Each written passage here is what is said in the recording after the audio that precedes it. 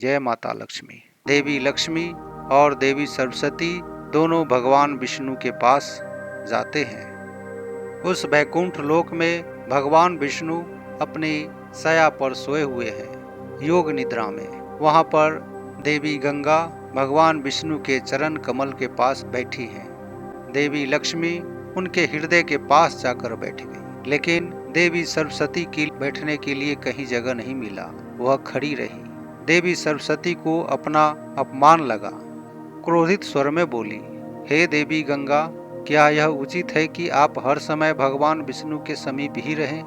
क्या आपको यह नहीं दिखता कि यह स्थान केवल आपका नहीं है?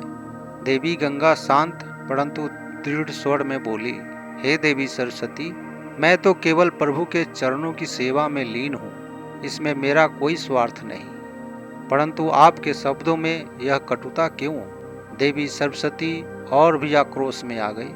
कटुता या सत्य? तुम्हारी यह निकटता ही इस असंतुलन का कारण है। तुम्हें अपने स्थान की मर्यादा समझनी चाहिए।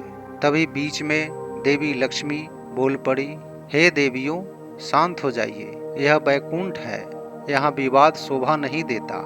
आपको देखना चाहिए भगवान श्रीहरि योग निद्रा में है और वैकुंठ में इस स्थिति में वाद विवाद करना अच्छा नहीं है। देवी गंगा बोली, हे देवी सरस्वती, वह कौन है जो आपको मेरे खिलाफ आपके कान भरते हैं? देवी लक्ष्मी बोली, हे गंगा, देवी सरस्वती का इशारा मेरी ओर है, जो इनका संदेह निराधार है। तीनों देवियों के बीच वाद विवाद बढ़ता गया। देवी सरस्वती गंगा को श्राप देते हुए बोली, यदि तुम्हें अपनी मर्यादा का ज्ञान नहीं तो मैं तुम्हें श्राप देती हूँ। तुम पृथ्वी पर एक नदी बनकर बहोगी, पापियों के स्पर्श को सहोगी। देवी गंगा दुख और क्रोध में आ गई। हे सरस्वती, यदि आपने मुझे श्राप दिया है तो मैं भी आपको श्राप देती हूँ। आप भी पृथ्वी पर नदी बनेगी और आपका अस्तित्व अदृश्य हो जाएगा।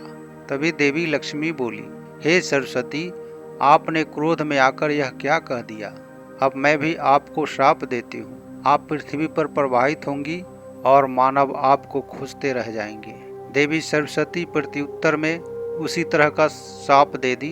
हे लक्ष्मी, आप भी इस विवाद में शामिल हुई हैं, तो सुनिए मेरा श्राप। आप भी पृथ्वी पर जन्म लेंगी और स्थिर नहीं रह पाएंगी, एक स्थान से दूसरे स्थान भटकती रहेंगी। इस प्रकार एक दूसरे को शापित करने के बाद तीनों देवियां मौन हो गई। वैकुंठ में कंपन सा छा गया। तभी भगवान विष्णु योग निद्रा से जागते हैं। भगवान विष्णु शांत और गूढ़ स्वर में बोले, हे देवियों, यह सब केवल क्रोध नहीं, यह मेरी लीला है। देवी गंगा, आप पृथ्वी पर जाकर पापों का नाश करोगी। देवी सरस्वती, आप ज्ञान की धारा बनकर प्रवाहित होंगी और देवी लक्ष्मी, आप भक्ति और समृद्धि के रूप में अवतरित होंगी। मानव जाति का कल्याण ही आप तीनों का उद्देश्य है।